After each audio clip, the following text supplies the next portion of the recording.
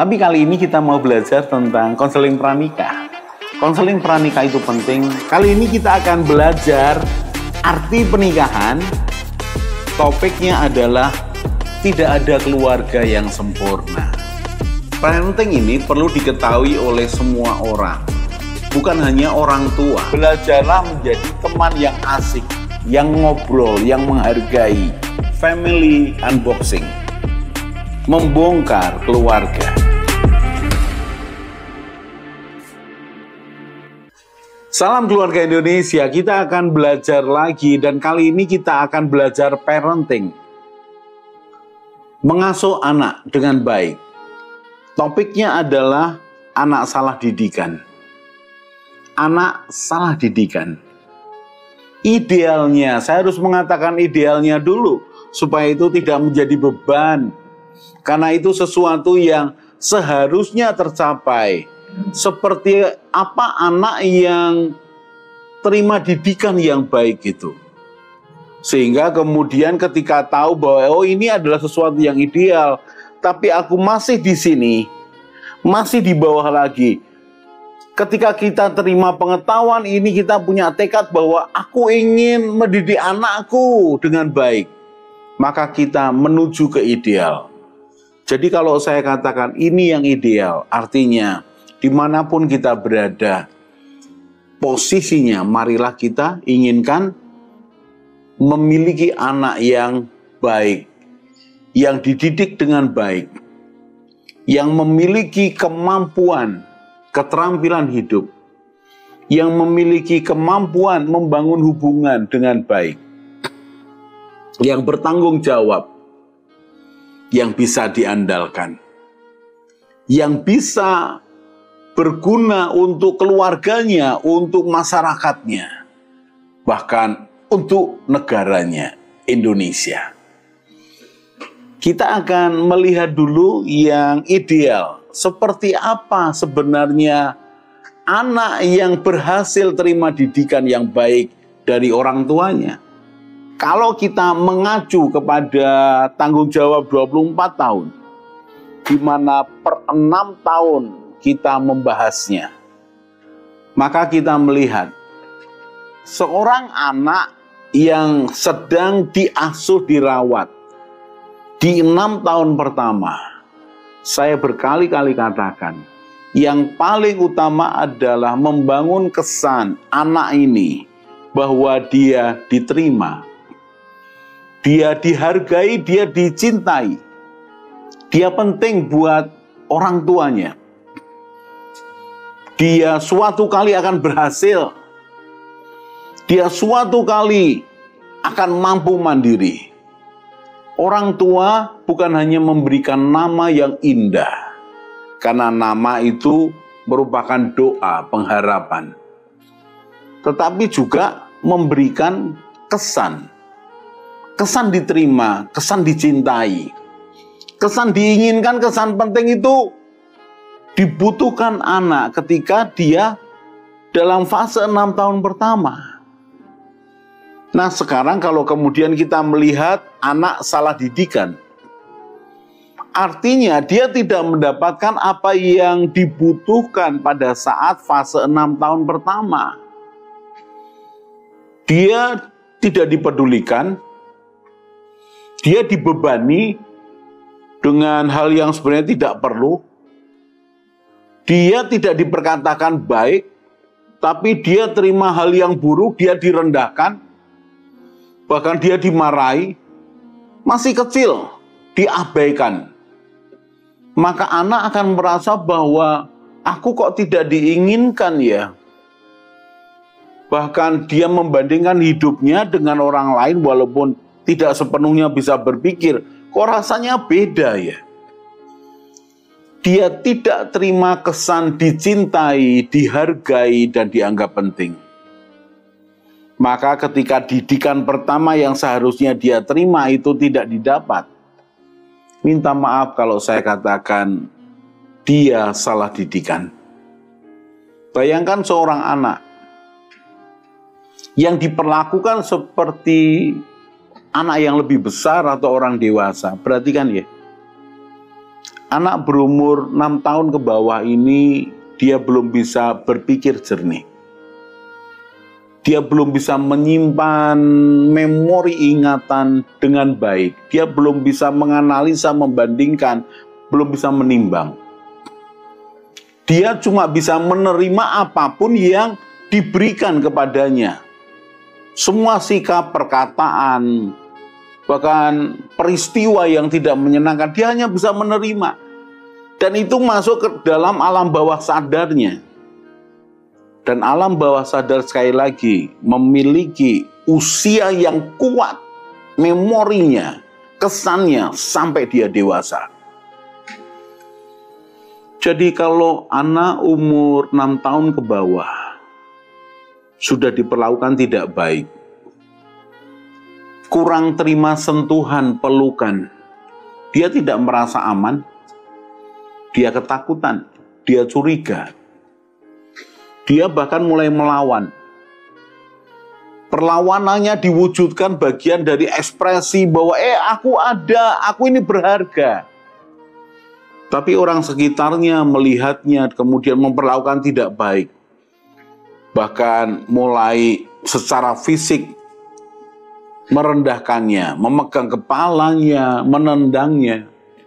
Bayangkan, seorang anak yang harusnya terima perlakuan baik sehingga merasa dihargai, dicintai, diterima apa adanya, penting. Tapi kemudian tidak mendapatkannya. Apa yang kemudian terjadi? Ada luka batin. Ada memori yang salah tentang sikap kepada orang lain. Apakah itu muncul dalam perlakuan apa yang dia lakukan, apa yang dia pikirkan kemudian? Belum. Dia masih kecil, tapi dia menyimpan luka batin. Berikutnya, kita bergeser kepada 6 tahun yang kedua.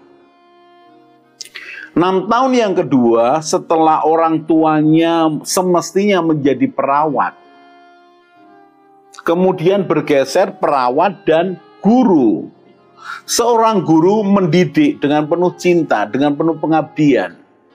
Memberikan pengetahuan, bahkan memberikan keterampilan, dan memberikan pengertian ke depan apa yang harus dilakukan. Bukan cuma pengetahuan demi pengetahuan. Dihargai ketika dia melakukan yang baik. Didisiplin bahkan dihukum ketika dia melakukan kesalahan. Supaya anak ini belajar, kalau dia melakukan kesalahan, ada resikonya, ada harga yang harus dia bayar. Maka anak akan belajar, terima didikan bahwa ia harus bertanggung jawab. Harus menerima akan resiko kalau dia berbuat salah. Tetapi saya ingatkan sekali lagi, di usia 6 tahun kedua, berikan pengetahuan, pengertian. Buat dia tahu, buat dia mengerti mengapa ini terjadi. Ketika hukuman hanya diberikan tanpa diberikan pengertian, maka anak bisa salah tangkap. Bisa merasa ini cuma hukuman-hukuman. Dia tidak sayang sama aku. Dia memusuhi aku.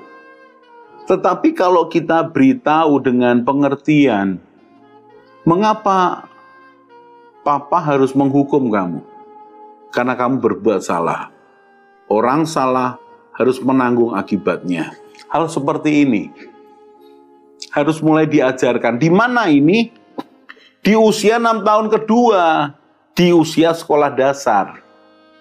Contohnya adalah ketika anakmu berbuat salah, kemudian engkau menghukumnya, dia nakal kepada adiknya begitu. Lalu dipanggil, adiknya sudah nangis bahkan terluka, diberitahu, "Nak, kamu salah loh, harusnya sebagai kakak beradik, saudara itu harus saling tolong menolong, harus menjagai. Fisiknya lebih lemah daripada kamu. Kenapa kamu dorong begitu sampai adik terluka? Jangan ya, nggak boleh ya." Nah, kalau diberi pengertian bahwa ini tidak boleh, berikutnya, karena kamu berbuat salah kepada adik, maka kamu harus dihukum. Bukan karena papa tidak sayang, papa sayang nak sama kamu.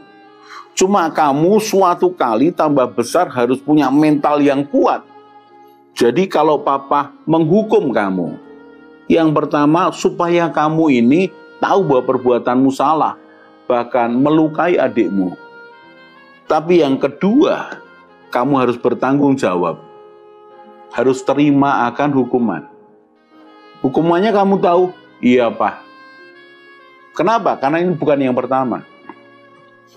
Maka dia berjalan mendekati tembok, berbalik ke tembok. Dan berapa menit?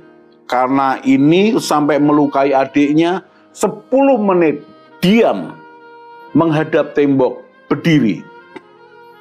10 menit itu cukup lama, cukup menyiksa. Dan setelah anaknya menjalani akan hukuman, perhatikan orang tua, anak butuh pemulihan. Jangan tambah dimarahi, sudah cukup, yang penting dia tahu salahnya. Ketika sudah selesai, oke, kesini sayang, papa mau peluk kamu. Jangan diulangi lagi ya, papa sayang kamu ya, kamu harus ingat, papa sayang kamu. Papa pengen kamu jadi orang yang kuat mentalnya, bertanggung jawab. Ya papa, kalau perlu cium dia, usap kepalanya. Wah, itu akan luar biasa. Jadi ketika kita bisa memberikan didikan, pengertian kepada anak kita yang di dalam urutan kedua dari 6 tahun, itu indah. Tapi sebaliknya, kalau salah didikan, anak dibiarkan apa saja, diperlakukan sembarangan, tidak diberitahu, tidak ada disiplin, tidak ada pengertian, anak berbuat apa saja sebebas-bebasnya, tidak ada teguran, tidak ada duduk untuk ngobrol, menyampaikan bahwa kamu ini berharga, bahwa papa mama sayang. Anak yang seperti ini tidak ngerti aturan, maaf, kurang ajar, melawan orang tua, melawan orang lain, bikin kekacauan. Ini salah didikan. Bahkan dia bisa berbuat sesuatu yang merugikan. Perhatikan, anak salah didikan bisa mulai dari sedini mungkin. Ketika 6 tahun pertama salah didik belum kelihatan hasilnya. Ketika mulai tahap 6 kedua mulai kelihatan. Bayangkan saudara, kalau anak kita salah didikan, siapa yang salah? Yang pertama, orang tuanya. Yang kedua, nanti kita belajar, anak juga salah. Jadi, jangan merasa bersalah orang tua. Secukupnya aja. Yang penting berubah, bertobat. Kemudian mulai melakukan pemulihan. Kita akan lanjutkan lagi parenting tentang anak salah didikan di segmen berikutnya. Salam keluarga Indonesia. Mari bergabung dalam Keluarga Indonesia dengan cara subscribe channel ini. Di Keluarga Indonesia, kita akan belajar bersama tentang pranikah, pernikahan, keluarga, parenting, mertua menantu, dan juga family unboxing. Jadi jangan lupa share pada teman dan keluarga dan juga subscribe.